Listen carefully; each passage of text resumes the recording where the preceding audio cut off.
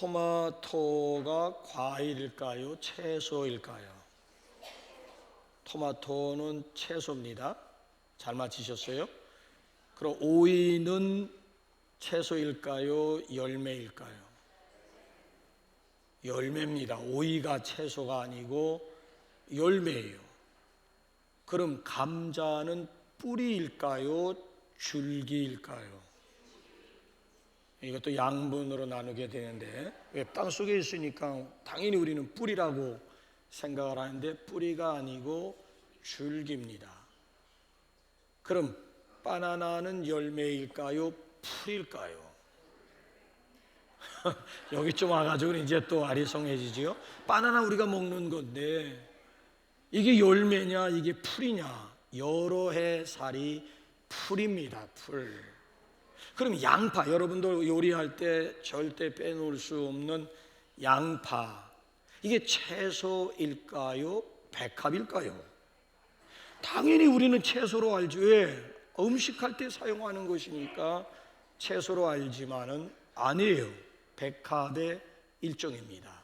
그러니까 우리 주변에 널려 있는 것들 중에도 잘못된 상식들이 얼마든지 있다라고 하는 얘기예요. 근데 분명히 한 가지 공통점이라고 하는 것은 가지는 원줄기에 붙어 있어야만 열매를 맺을 수가 있는 것이지 스스로 독자적으로 열매를 맺을 수가 없습니다. 그런가 하면 열매를 맺는 것은 가지이지 원줄기가 아니다라고 하는 분명한 사실이에요. 자, 이런 의미에서 무성한 가지가 있다라고 하는 것은 열매를 맺을 수 있는 최고의 조건이 된다라고 하는 거예요. 특별히 여기 무성한 가지라고 하는 단어가 2번씩이나 반복되었는데, 그래서 설교 제목에 굳이 영어를 표기할 필요도 없음에도 불구하고 fruitful vine이라고 하는 영어를 표기한 것은 번역을 그렇게 했어요. 열매가 많이 열리는 가지로 번역을 했습니다. 더군다나 무성한 가지, 열매가 많이 맺히는 무성한 가지가 샘 곁에 있다라고 하는 것은 이건 열매를 맺는데 금상첨화의 최고의 조건이 아닐 수가 없지 않습니까? 그래서 예수님은 요한복음 15장에서 너희는, 나는 참 포도나무요 너희는 가지라고 그랬어요. 열매는 어디서 맺힌다? 가지에서 맺히는 거예요. 원줄기에서 열매를 맺는 법은 없는 거예요. 나는 참 포도나무고 너희는 가지라고 그랬어요. 자, 저와 여러분 모두는 다 가지인데 어떤 가지냐는 거지요. 열매가 풍성한 가지냐 아니면 열매가 없는 가지냐. 가지는 가지인데 복된 가지냐 아니면 복되지 못한 가지냐, 아니면 가지가 열매 맺기에 충분한 조건 무성한 가지냐 아니면 빈약한 가지냐. 자, 우리의 정체가 가지라고 한다면은 여러분들은 어떤 가지가 되고 싶으십니까? 아니, 금년 한 해 여러분들의 불같은 욕망 아니면 불같은 소원이라고 하는 것이 무엇입니까? 자, 성경의 많은 인물들 가운데 하나님의 복을 가장 많이 받은 사람의 대표가 누구라고요? 다윗 아니면 야곱이라고 했는데 아니에요. 오늘 여기 본문 말씀 보니까 야곱보다 더 센 사람이 등장하고 있습니다. 그가 누군가 하면 요셉이라고 하는 사람이에요. 자, 새해에는 요셉과 그 자손들이 받은 복을 받을 수 있기를 주님의 이름으로 축원합니다. 자, 본문 여기 창세기 45장 전체적인 내용은 무슨 내용이던가요? 자, 야곱이 이제 임종이 가까워지면서 당신의 12 아들들을 앞에 놓고 일일이 축복하면서 기도하고 있는 내용이에요. 자, 12명의 아들들을 향해서 축복하면서 기도하는 내용들을 보면 단순히 아버지의 자식을 향한 기대라든지 바램이라고 하는 것이 아니고 성령의 감동하심 가운데 계시로 주어지는 축복이요 기도라고 하는 것이지요. 이게 굉장히 단순한 아비의 자식을 향한 바램 정도가 아니었다라고 하는 얘기예요.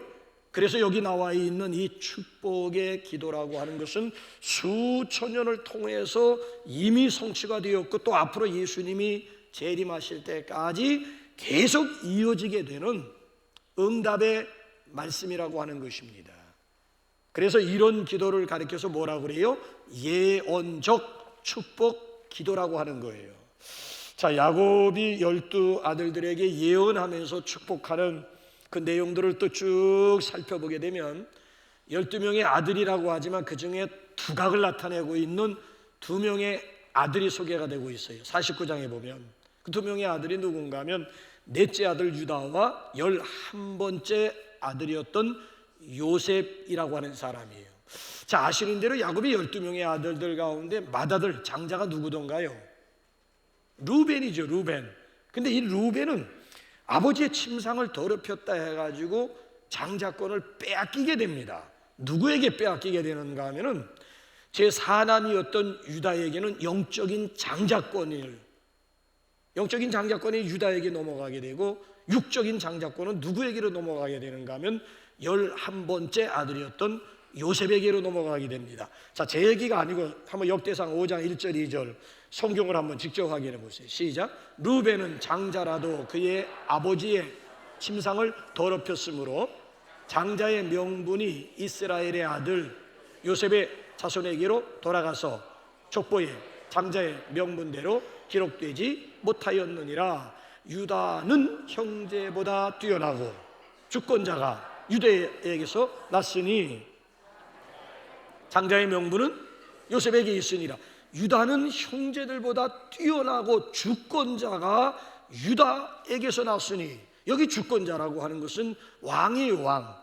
유다 지파에서 왕, 즉 메시아가 태어나게 되리라고 하는 예언이에요.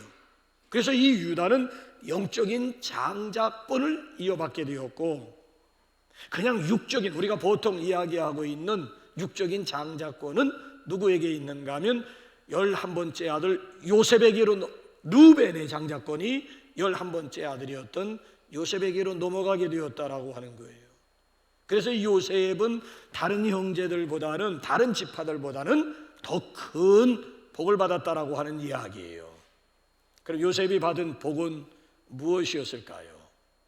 자, 여기서 우리 오늘 본문 말씀은 what, how, why 이 세 단계로 나누어서 본문 말씀을 쪼개어 보았는데요. 도대체 이 요셉이 받은 복이라고 하는 것은 어떤 복이었을까? 오늘 우리도, 이건 예언적 축복기도 이미 응답이 되었고 앞으로 응답될 내용이기 때문에 우리의 몫이거든요. 그래서 우리도 요셉이 받은 복을 받아야 되는데 도대체 요셉의 복의 내용이 무엇일까? 자, 25절 보게 되면 기가 막힌 복들이 5가지 오복이 나오고 있는데 한번 볼까요? 시작. 내 아버지의 하나님께로 말미암나니 그가 너를 도우실 것이요 전능자로 말미암나니 그가 내게 복을 주실 것이라. 위로 하늘의 복과 아래로 깊은 샘의 복과 젖먹이는 복과 태의, 그가 내게 복을 주실 거예요. 하나님이 내게, 지금 야곱이 지금 예언하는 거예요. 하나님이 내게, 요셉, 하나님이 내게 복을 주실 것이다 하면서 이제 복의 내용을 그 뒤에 쭉 공개하고 있는데, 그 첫 번째가 뭔가 하면 위로 하늘의 복을 여기 지금 예언하고 있는 거예요. 하늘의 복이라고 하는 게 뭘까요? 하늘에 뭐가 있어요? 햇빛도 있고, 하늘에서 뭐가 내려와요? 단비도 내려오겠고, 새벽에 뭐가 와요? 이슬도 내리겠고, 공중에 뭐가 있어요? 바람도 있고, 뭐 공기도 있고.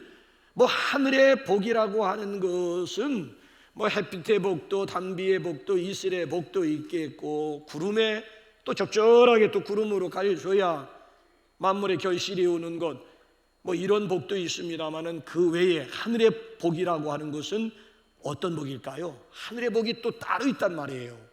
에베소서 1장 3절 한번 여러분 확인해 보세요. 시작. 찬송하리로다 하나님 곧 우리 주 예수 그리스도의 아버지께서 그리스도 안에서 하늘에 속한 모든 신령한 복을 우리에게 주시되, 아버지 하나님이 하늘의 복을 주시는데 그 하늘의 복 속에는 무엇이 들어가 있다라고 하는 얘기예요? 신령한 복이 있다라고 하는 거예요. 그 신령한 복이라고 하는 게 뭐예요? 저기 4절부터 11절까지 쭉 그 뒤에 내용을 보게 되면 하늘의 복은 3가지예요. 성부 하나님의 예정하심과 선택하심, 신령한 복이. 80억이 넘는 인구 가운데 나를 하나님이 예정하시고 때가 되어 하나님이 나를 선택하시사 불러주셨다라고 하는 것, 이것도 뭐 로또 당첨과는 비교할 수 없는 성부 하나님의 예정하심과 선택하심에 대한 복이 있고요, 성자 하나님의 피 흘리심과 구속, 저 십자가에서 예수님이 피 흘려주심으로 말미암아 저와 여러분들이 구속받고 구원받았다라고 하는 구원에 대한 복도, 이거 여러분 신령한 복이고요, 성령 하나님의 복이라고 하는 것은 뭐예요? 내가 하나님의 자녀 되었음을 인쳐 주실 뿐만 아니라 하늘나라 기업에 대한 보증을 예수님이 서주셨다라고 하는 것, 기업의 보증 되어주심, 이것도 신령한 복이지요.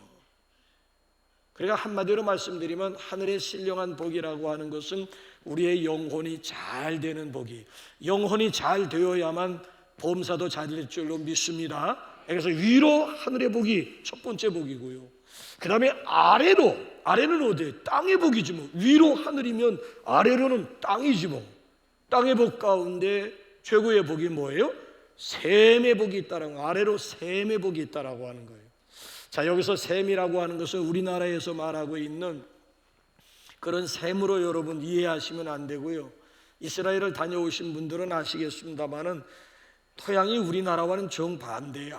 아주 건조할 뿐만 아니라, 저 사람들이 외출하고 집에 들어갈 때 반드시 발에다 물을 뿌려야 되는 것은 그만큼 땅 자체가 건조하다는 얘기고 사막화되었다라고 하는, 그렇지 뭐 산에 나무를 구경하기가 힘들, 북쪽이나 올라가야 뭐 나무 구경을 하지, 뭐 중부나 남부지방으로 내려가 보게 되면 전부 보게 되면 허벌판과도 같은데 건물이나 세워져 있는. 그래서 이스라엘 나라 가게 되면은 물값이 장난이 아니에요. 다른 나라에 비해서는 한 1,5배 정도 더 비싸리만큼. 그래서 이 샘물의 축복이라고 하는 것이 이스라엘 가야 이제 실감, 우리나라야 뭐 물천지인데 뭔 샘물에 무슨 아래로 무슨 원천의 복이 복으로 느껴지지도 않을 정도가, 이스라엘 나라 가보게 되면 물이 정말 귀하고. 여러분, 아브라함과 롯이 서로 결별하게 된 원인이 물싸움이라고 하는 거 아십니까? 롯의 목자와 아브라함, 조카와 삼촌 간에 서로, 목자들 간에 서로 막 싸움하는 거예요. 왜? 서로 운물 싸움이잖아요, 옛날에는. 그래가지고 서로 막 운물에 가서 막 돌로 막 메우기도 하고 서로 싸워가지고 운물을 차지하는 자가 결국 승자라고 하는. 물이 있는 곳에 풀이 있고 초장이 있고 목초지가 형성이 되고 그늘이 만들어지게 되고, 물이 있음으로 인해서 자연의 땅조차도 기름진 땅으로 바뀌어지는 것 아니겠습니까? 그래서 이런 차원에서 이 아래로, 여기 지금 셈의 복이라고 하는 것은 단순한 물 이야기가 아니에요. 이건 정말 물은 곧 뭐예요? 생명과도 같다라고, 식수 차원이, 우리나라에서 말하는 식수 차원이 아니고 물 자체가 곧 생명이라고도 할 수가 있잖아요. 여러분, 우리가 물 떠나서 살 수 있습니까? 우리 사람이 일생 동안 얼마나 물을 마실까? 네이버에 물어보게 되면 한 3만, 평생 동안 3만 리터 정도 물을 마신다고 하네요. 그러니까 하루에 최소한 7잔은 마셔야 된다는 거예요, 최소한. 근데 여러분들 7잔 정도 물을 마십니까? 7잔. 그럼 평균 얼마를, 건강한 사람일수록 물을 마시는데 건강한 사람은 하루에 평균 2리터를 마셔야 된다는 거예요. 나는 직접 2리터 통을 들고 다니면서 마시는 친구를 만나봤어요. 정말 뭐냐 그랬더니 하루에 2리터를 2리터 대중이 안 가기 때문에 2리터 통을 가지고 끼고 다니면서 그걸 마시는 친구, 하루에 2리터 마셔야 된다는 거야. 2리터. 그 통을 보고 제가 깜짝 놀랐어요. 그걸 어떻게 마시느냐고. 근데 이 친구는 매일같이 하루에 2리터를 마신다라고 하는 이야기예요. 여러분, 동맥과 우리 정맥이 한 10km 정도, 우리 속에 있는 이 눈에 보이지 않는 핏줄, 동맥, 정맥을 이거 쭉 나열하게 되면 한 10km 정도 간다는 얘기가 있는데, 그 동맥, 정맥에 흐르는 피의 85%가 물이에요, 물. 병원에 입원하기는 링거 건데 링거가 다 물. 그저 0.5% 아니면 5%나 3% 정도 포도당 들어있고 나머지는 다 물이야. 피 속에다가 물 집어넣는 거야. 링거가 피 속에다가 물 집어넣는 거예요, 물. 이 뇌의 75%가 이게 돌덩어리 같지만 뇌의 75%가 이게 물이라는 거예요. 물. 근육을 보입니까? 이 근육의 이게 70%, 이게 단단한 것 같지만 이 근육의 70%가 이게 물이라는 거예요. 그러니까 사람은 물을 떠나서는 나이 들수록 피부가 쪼글쪼글 들어가면 물이 빠져나가, 수분이 빠져나가는 거예요. 결국 맞으면 뼈만 앙상하게, 죽을 때 보면 뼈만 앙상한 것은 결국 말라 죽는다는, 물이 모자라서 죽는다는 얘기도 되는 거예요. 여러분, 옛날이나 지금이나요, 문명이라고 하는 것은 물 따라 발달했고요.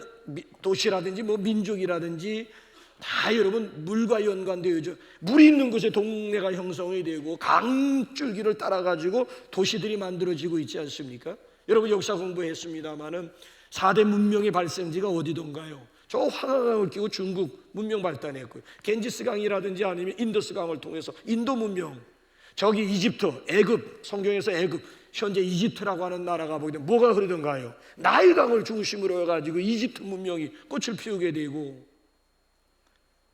더군다나 티그리스라든지 아니면 유프라테스 강을 중심으로 해가지고 그 유명한 바벨론 문화가 꽃을 피우. 우리나라도 마찬가지. 금강을 중심으로 백제, 대동강을 중심으로 고구려, 여기 흐르고 있는 서울 중앙에 흐르고 있는 한강을 중심으로 해가지고 이스조선이 흥왕을 했던, 지금이나 예나 도시나 민족은 물 따라 형성되었다라고 하는 이런 차원으로 우리가 접근을 해보게 되면 단순히 그저 우리가 식수로 이해하는 차원이 아니고, 성경에서 샘의 원천을 이야기할 때에는 이 물, 이 샘이라고 하는 것은 생명과도 같은 것이로구나. 그렇기 때문에 하나님의 축복이 아래 땅의 축복 가운데 으뜸이 있다면 그것이 바로 샘의 축복이에요. 자, 금년 한 해 동안은 저와 여러분들 속에서 생수의 강이 흘러넘칠 수 있기를 주님의 이름으로 축원합니다. 여러분의 가정과 여러분의 생활 가운데 샘이 흘러넘치기를 축원합니다. 땅에 기름진 복이 함께 하시기를 주님의 이름으로 축원합니다. 자, 오복 가운데 하늘의 복이 있고 아래 땅의 복이 있고, 그 다음에 세 번째 복은 자녀의 복이에요. 자녀. 자, 우리 한번 시편 127편 3절 한번 다 같이 한번 읽어볼까요? 시작. 자식들은 여호와의 기업, 태의 열매는 하나님의 하나님의 상급 중에 상급, 하나님이 우리에게 주신 기업 중에 최고의 기업이 있다면 그것이 바로 자식이라고 하는 거죠. 그래서 오늘 여기 25절 하반절 말씀을 보시면 젖먹이는 복과 태의 복이리로다.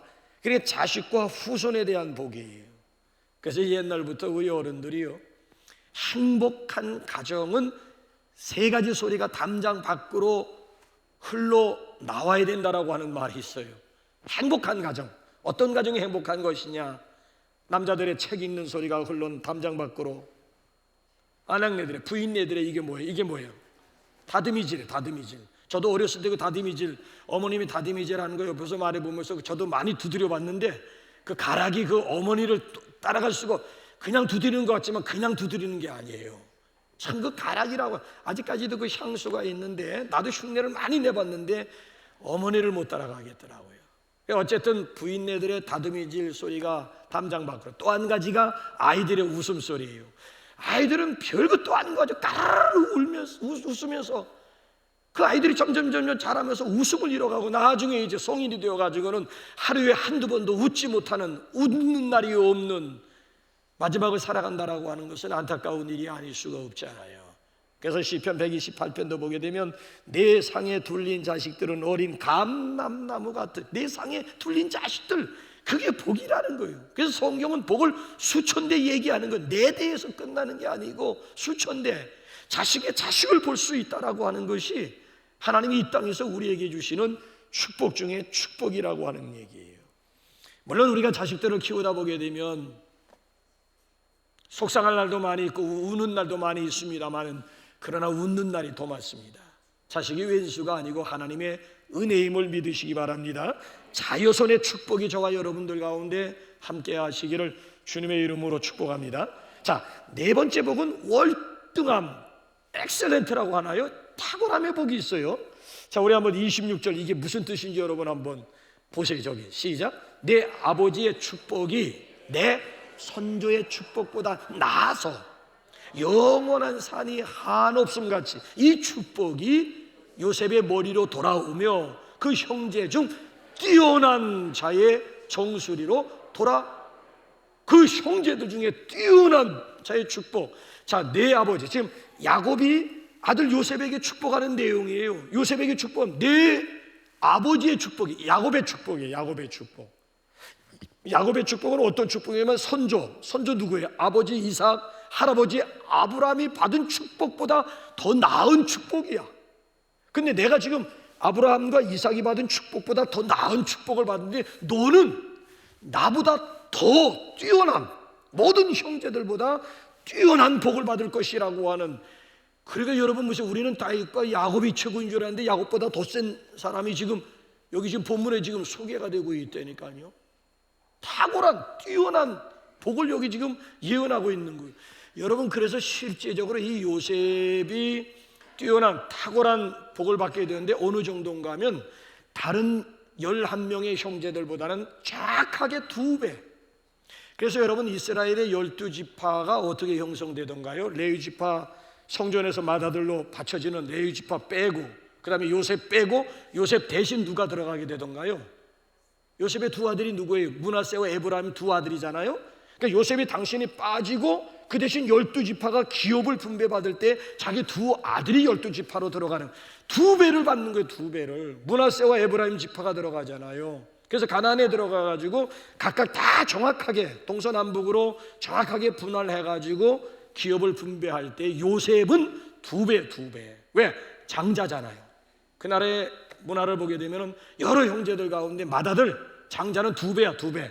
우리나라도 옛날엔 그래서, 지금은 n분의 1로 남녀 구분 없이 n분의 1 하지만은 옛날은 n분의 1이 아니에요. 그냥 장자는 2배야. 무조건 자식들이 10명이건 8명이건 간에 장자에게는 2배의 몫이 돌아가게 되고 나머지 재산 가지고 이제 형제들이 n분의 1로 유산을 분배받게 되는 것 아니겠죠. 그래서 여기 보게 되면 여기 야곱이 예언한 그대로 지금 요셉은 형제들보다 탁월한 복을 받게 되었는데 기업을 분배받는 것도 2배의 이 곱빼기 더블 갑절의 축복을 받게 되었다라고 하는 얘기예요.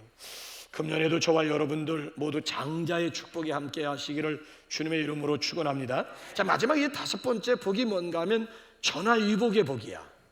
자, 우리 한번 23절 24절 또 한번 읽어보실래요? 시작. 활 쏘는 자가 그를 학대하며 적개심을 가지고 그를 쏘았으나 요셉의 활은 도리어 굳세며 그의 팔은 힘이. 자, 활 쏘는 자가 요셉을 학대하고 활 쏘는 자가 적개심을 가지고 요셉을 쏘았으나 도리어 역전이야. 역전. 도리어 오히려 힘이 있고 굳셌다라고 하는. 그러니까 이 활 쏘는 자라고 하는 것은 대적자잖아요. 대적자. 요셉 주변에 대적자들이 얼마나 많아요. 심지어 피를 나는 형제들까지 요셉의 대적자가 되어가지고 결국 자기 동생을 짐승처럼 그냥 상인에게 은이십에 팔아 먹어버렸잖아요. 이 요셉이라고 하는 사람은 보디발 집에 가가지고 노예살이하고 총살이하고 거기서 또 절개를 지키다가 억울하게 또 감옥에 처박히게 되고. 자, 그럼에도 불구하고 이 요셉이라고 하는 사람은 환경을 탓하지 아니하고 오히려 창세기 49장 말씀을 보게 되면 하나님을 신뢰하는 가운데 은혜를 입다 보니 보디발 가정에서도 인정받고 억울하게 감옥에 처박혔습니다마는 그것이 바로 고속 승진의 지름길이 될 줄이야. 자, 고난이 오히려 요셉에게 복이 되었다라고 하는 결론이잖아요. 아니, 애굽의 총리까지 올라가려면 몇 단계를 거쳐야 되고 몇 년 걸려야 되는 것입니까? 그런데 감옥에 처박혀가지고 2년 만에 초고 승진. 승진도 이런 일개 무명의 죄인이 글쎄 대애굽 제국의 2인자, 바로 왕 다음에 2인자 총리가 되었다니까. 총리가. 아니, 이것처럼 승진의 지름길이. 그래서 고난은 변장하고 찾아오는 하나님의 축복, 특별히 하나님께서 역전시킬 때에는 전화위복의 주인공이 시킬 때에는 극정 드라마틱했다라고 하는. 그래서 이게 개처럼 노예로 종으로 끌려간 놈이 어느 날 갑자기 13년 만에 종으로 끌려간 이후 13년 만에 쳐다보지도 못할 애굽의 국무총리가 되리라고는 누가 상상이나 했겠느냐라고 하는 거예요. 저와 여러분들이 걸어가는 인생길 가운데도 보게 되면 평탄치만은 않잖아요. 원치 않게 우리가 또 당하는 고난들, 억울하게 또 당하는 고난들도 있을 것 아니겠습니까? 그럴 때 원망할 생각하지 마시고 여러분 주님 바라보시기 바랍니다. 얼마든지 하나님이 하시고자 하시면은 전화위복해 하시는 멋진 짜릿한 역전승을 경험하게 하시는 멋진 하나님이심을 그대로 믿을 수 있기를 바랍니다. 그래서 오늘 여기 본문 말씀을 보게 되면 오복이라고 하는 것은 위로 하늘의 복이 있고 아래로 땅의 복 가운데 셈의 복이 있고 자여손에 대한 복이 있고 그 다음에 탁월함, 여기 지금 있잖아요, 뛰어남에 대한 복이 있고 그 다음에 마지막 다섯 번째가 전화위복해 하시는 하나님의 복이 있어요. 왓이라고 하는 내용이에요. 그럼 어떻게 이런 오복을 나의 복으로 삼을 수가 있을까? 노하우 문제. 자, 24절 하반절 보면 너무 노골적. 25절 상반절 24절 한번 보세요. 시작. 이는 야곱의 전능자 이스라엘의 반석인 목자의 손을 힘입음이라. 25절은 더 노골적이에요. 시작. 내 아버지의 하나님께로 말미암나니 그가 너를 도우실 것이요 전능자로 말미암나니 그가 내게 복을 말미암아 통하여 하나님을 통하여 하나님으로부터, 이 오복이라고 하는 것은 하나님으로부터 오는 것이지 내가 노력한다고 해서 내가 수고한다고 해서 얻을 수 있는 그런 성질이 아니에요. 더군다나 저기 보게 되면 야곱의 전능자 하나님을 소개해요. 아니 전능자 하나님 하면 됐지 왜 전능자 하나님 앞에 수식어로 2930명 가운데 야곱의 전능자 하나님이라고 했을까? 왜 그랬을 것 같아요? 왜 2930명 가운데 전능자 하나님을 소개할 때 그 앞에 야곱의 전능자의 하나님으로 야곱을 수식어로 놓았을 것 같습니까? 야곱이라고 하는 사람이 어떤 사람이에요?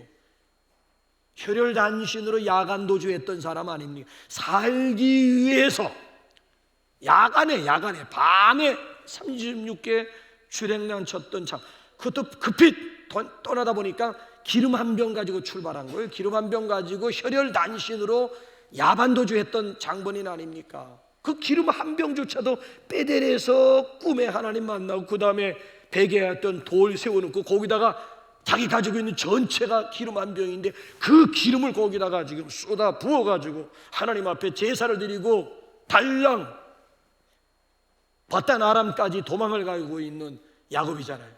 근데 20년 만에 돌아올 때는, 떠날 때는 거지 새끼 옷을 떠났는데 돌아올 때는 금의 옷을 입고 고향을, 금의 환양이라고 하는 거예요. 금의 환양.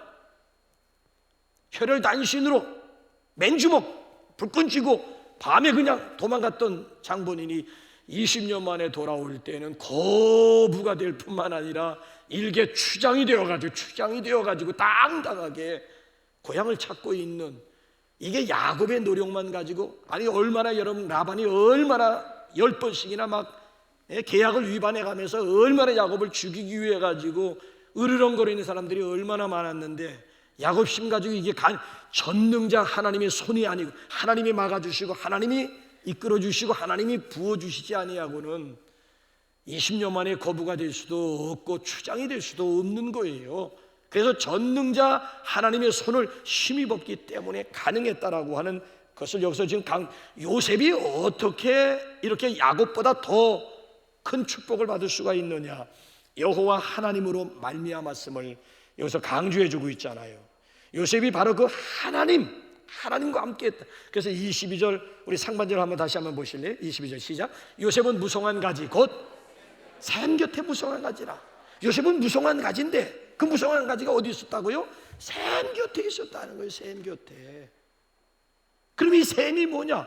예레미야 2장 13절을 보게 되면 생수의 근원, 하나님은 생수의 근원, 샘의 원천으로 당신 자신을 소개한 거예요. 그러니까 무성한 가지였던 요셉이 샘 곁에 있었다라고 하는 얘기는 샘의 원천 되시는 하나님 곁에 요셉이 있었다라고 하는 거예요. 저기 군산에서 전주로 이렇게 올라오다 보게 되면 전국적으로 유명한 벚꽃길이 있어요. 혹시 거기 지나보신 분들 있나요? 아, 나는 군산에서 이렇게 전주를 이렇게 올라오시면서 벚꽃 한창일 때 올라오면서 야, 정말 전국적으로 유명하다고 하는 말을 낼 수 있겠군. 근데 한 가지 특이한 점은 이쪽 줄에 있는 벚꽃나무가 이쪽 줄에 있는 벚꽃나무가 다른 거예요. 여기에 있는 벚꽃나무는 아주 실하고 막 무성한 가지 가운데 꽃이 막 다발을 이루는데, 상대적으로 이쪽 아스팔트를 중심으로 해서 이쪽에 있는 나무들은 상대적으로 아주 빈약한 편이에요. 가지도 빈약하고 꽃도 좀 빈약한 편이에요. 쭉 그게 이어지는 거예요. 왜 그럴까 하고 봤더니 이쪽에는 강물이 흐르는 거예요. 냇물이 흐르는 강물이. 그래서 이쪽에 있는 나무들은 물과 가까, 물줄기와 가까이. 아니 그거 아스팔트 그거 도로상에 얼마나 될까요? 그거 넘었다고 해서 이쪽에 있는 벚꽃나무들은 상대적으로 저쪽에 있는 줄에 있는 벚꽃나무들보다는 상대적으로 왜소. 야, 그러니까 이게 어느 곁에 어느 라인에 서 있느냐라고 하는 것이 굉장히 중요한 것이로구나. 아니 무성한 가지가 샘 곁에 있었다. 그러니까 더 무성한 그런 꽃을 피울 수밖에 없고 열매를 맺을 수밖에는 없었다라고 하는 것 아니겠습니까? 여러분, 성경을 보게 되면요, 천국과 지옥의 차이는 물 차이야, 물 차이. 자, 부자와 나사로의 비유를 통해서 부자가 갔던 음부, 소위 말하면 지옥에는 물 한 방울도 없어. 물 한 방울. 손가락 끝에 이렇게 찍어가지고 물 한 방울도 없는 거야. 불못이야, 불못. 불꽃 가운데 내가 지금 괴로워, 고통스러워하나이다. 그러니까 이 지옥은 물, 손가락 끝에 물 한 방울조차도 인색하고 물 한 방울조차도 없는 온통 불못에 던져지게 되는 불못뿐이고요. 반대로 또 천국을 보게 되면 계시록 22장을 보게 되면 하나님의 보좌를 중심으로 쭉 생수의 강이 흐르는데, 그 생수의 강 좌우에는 달마다 12가지 과실들이 맺히는, 그 천국의 음식으로 우리에게 소개가 되고 있으니, 천국에는 생수의 강이 흘러가는 것이고 지옥에는 물 한 방울도 없는. 근데 더군다나 여러분, 생수의 강이 흘러가는데 그 옆에 있는 나무들이 뭐예요? 12가지 과실, 달마다 매월 12가지 과실, 계속 과일이 바뀌어가지고 12가지 과실이 이 물 곁에 있는 나무들의 축복이요, 나무의 특권이라고 할 수가 없다라고 하는. 그래서 시편의 기자는 그 사실을 보면서 우리에게 뭐라고 훈수를 하는가 하면, 누가 가장 복 있는 사람인 줄 아느냐? 내가 가르쳐 주마. 자, 한번 시편 32편 한번 28절 한번 여러분 누가 복 있는지 한번 보세요. 시작. 하나님께 가까이 함이 내게 복이라. 내가 주 여호와를 나의 피난처로 삼아 주의 모든 행적을 전파할. 누가 복이 있다고요? 하나님께 가까이, 샘 곁에, 샘의 원천 대신 하나님 가까이에 있는 자가 진정 복 있는. 시절을 쫓아 과실을 맺으며 그 잎사귀가 마르지 아니함 같으니 그 행사가 다 형통. 샘 곁에 있는 나무는 그 행사가 다 형통할 수밖에 없다라고 하는 거예요. 자, 결론적으로 왜 우리가 이런 오복을 받아야 될까요? 왜 5가지 복은 기어이 우리가 받아야 될까요? 되게 많은 사람들의 관심이 여기까지예요. 복 받았다, 성공했다, 승리했다. 자, 세상 사람들은 그렇게 끝이 나는 거예요. 그게 끝이에요. 근데 우리는 그게 끝이 아니에요. 여러분, 복이 목적이 되어서는 안 됩니다. 복은 하나의 과정이에요, 과정. 그 다음이 복 받은 그 다음이 중요한. 넥스트가 없으면 그걸 기복주의라고 얘기를 하는 거예요. 그러니까 우리 기독교인들이 기복주의를 극복하기 위해서는 넥스트, 그 다음 축복받은 그 다음이 있어야 된다라고 하는 얘기예요. 그 다음이 없으면 세상 사람들이 말하는 복과 다를 바가 없고, 그 순간 기독교인들도 기복주의 신앙에 묶일 수밖에 없다라고 하는 얘기예요. 그 다음이 뭘까요? 자, 한번 따라해 주시기 바랍니다. 축복은 곧 사명입니다. 그러니까 하나님은 우리를 더 높은 차원의 축복으로 우리를 이끌고 가는 거예요. 자, 하나님께서 저와 여러분들을 80억의 인구 가운데서 예정하시고 선택하시고 불러주시고 복을 주실 때에는 그 복 가운데 하나님의 뜻이 하나님의 목적이 담겨 있다는 거예요. 하나님이 우리에게 축복할 때 그 축복 속에는 하나님의 뜻이 있는데, 그 뜻이 뭘까요? 창세기 한번 12장 빨리 한번 읽어볼까요? 시작. 내가 너로 큰 민족을 이루고 내게 복을 주어 내 이름을 장대하게 하리니 너는 복이 될지라. 너를 축복하는 자에게는 내가 복을 내리고 너를 저주하는 자에게는 내가 저주하리니 땅의 모든 족속이 너로 말미암아 복을 얻을. 땅의 모든 족속이 너, 복의 근원, 복이 되고 있는 너로 말미암아 복을 얻을. 여기에 축복, 하나님이 기자에 축복해 주시는 뜻이, 축복에는 사명이 있는 거예요. 그 사명이 뭐예요? 나 때문에 내 주변에 있는 모든 사람들이 복을 얻는 것이, 복을 얻는. 이건 아브라함뿐만이 아니고요, 요셉도 마찬가지. 요셉도. 자, 우리 한번 여러분 한번 그 요셉도 여기 오늘 본문 말씀을 보게 되면은 한번 22절 하반절이, 자, 아브라함만 얘기가 아니고 한번 요셉도 왜 하나님이 무성한 가지로 축복해 주셨는지 한번 보세요. 시작. 그 가지가 담을 넘었도다. 이게 목적이야. 이게 목적. 이게 하나님이 요셉을 특별히 12명의 자식 가운데 요셉을 특별히 무성한, 열매를 많이 맺는 무성한 가지 삼아주, 샘 곁에 또 머물러 두게 하신 목적은 무성한 가지가 담을 넘도록 하기 위함이었다는 거예요. 자, 퀴즈 또 하나 나갑니다. 내 집안에 과일나무를 심었는데 이 과일이 점점 해마다 막 가지가 왕성하면서 열매를 많이 맺히는데 이 가지가 이웃집 담장을 넘어서, 가지가 담장을 넘어, 자, 여기서 담장을 넘은 거야. 그건 담장 넘어서 열린 이 열매는 누구 거예요? 이웃 거예요. 법적으로 전혀 하자 없습니다. 따먹어도 법적으로 전혀 문제가 없어요. 그러니까 여러분 보세요. 가지가 내 울타리 안에만 있을 때는 내 것이요, 내 건. 아니, 하나님이 열매를 많이 주실 때 나 혼자 따먹으라고, 나 혼자 복을 누리라. 아니야. 그건 기복주의야. 그걸 기복주의라고 얘기를 하는 거야. 하나님이 열매를 무성한 가지 되게 하시고 열매를 많이 주실 때는 담장 넘으라는 거야. 그래서 이웃을 풍성하게 하고 이웃을 유익하게 만드는 크리스찬이 되어줘야 되는 거지. 너라 하나님 믿고 너만 복을 받고 너만 천국 가겠다고, 이런 이기주의, 세상 사람들과 다를 바가 전혀 아니라는 거야. 구원도 그렇고 축복도 그렇고, 나 때문에 누군가 구원받아야 되고 나 때문에 누군가가 복을 받아야 담장을 넘는 것이 우리를 향한 하나님의 뜻이라고 하는 거예요.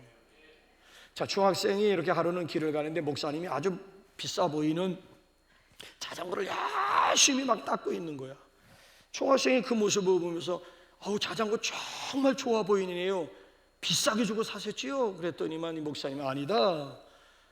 이건 내가 돈 주고 산 것이 아니라 우리 형님이 나에게 선물로 준 것이란다. 그러니까 이놈이 너무 부러운 듯이 그걸 자전거를 그냥 쳐다보면 나도, 이러고 말을 잇지 못하는 거야. 목사님 생각해, 나도 그런 형님이 있었으면 좋겠습니다. 이 말이 나올 줄 알았는데 그 다음에 이 녀석 입에서 나오는 말이 뭔 줄 아십니까? 나도 그런 형님이 되고 싶습니다. 나도 내 동생에게 좋은 자전거 사주는 그런 멋진 형님이 되고 싶습니다. 중학생짜리 얘기예요. 중학생. 목표가 달라. 목표가, 삶의 생활의 목표가 다른 거야. 대부분 다 좋은 자전거 받는 꿈을 꾸고 좋은 자전거 받았으면 좋겠다라고 하는 그런 소원 가지고 살지. 나도 내 동생에게 좋은 자전거를 좀 선물해 주고 싶다, 이런 멋진 목표를 가지고 사는 사람들이 과연 몇 사람이나 되겠습니까?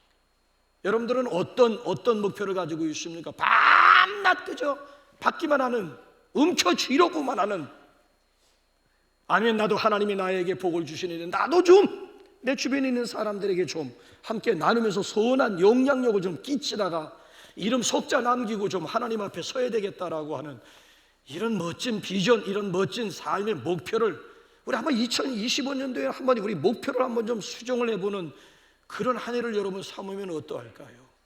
예수님 말씀하셨잖아요. 사도 바울이 예수님의 말씀을 딱 한 번밖에 인용을 못해서 사도행전 20장 보게 되면 받는 자보다는 주는 자가 더 복이 있느니라 하심을 기억해야 할지니라. 받는 자도 복이 있지만은 누가 더 복이 있다는 거예요? 주는 자. 예수님의 말씀이야. 받는 자보다는 주는 자가 더 복이 있다라고 하는, 흘러보내 담장을 넘는 가지가 이게 진짜 복된 가지임을 우리에게 소개하고 있는 그런 내용 아니겠습니까? 바라기 위로부터 우리가 부음받은 대로 우리도 좀 흘러보낼 수 있는 그런 축복의 가지들이 될 수 있기를 바랍니다. 요셉같이 좀 담장을 이제는 좀 넘어가는 그런 가지들이 되자고요. 그런 거룩한 목적, 그런 거룩한 욕심을 가지고 우리가 금년 한 해 동안 하나님 앞에 복을 구해보자고요. 그걸 구해보자고요. 그리스도인들은 축복을 유통시키는 유통업자들이야. 가서 그냥 그 사람 실어가지고 계속 유통, 계속 그냥 짐차 불어주는 대로 그걸 돌아다니면서 계속 그냥 나눠주면서 유통시키는, 이 축복을 유통시키는, 우리 때문에 이웃이 복을 받아야 할 줄로 믿습니다. 우리 때문에 남북교회가 더 부흥되어야 할 줄로 믿습니다. 내가 소속되어져 있는 공동체가 어떤 공동체든지 간에 그 공동체 속에서 담장을 넘는, 그래서 공동체를 이롭게 하고 공동체를 건강하게 세워가는 저와 여러분들이 될 수 있기를 주님의 이름으로 축복합니다. 우리 옆에 분하고 한번 인사합시다. 담장을 넘는 무성한 가지가 됩시다. 우리 은혜, 우리 김은혜 자매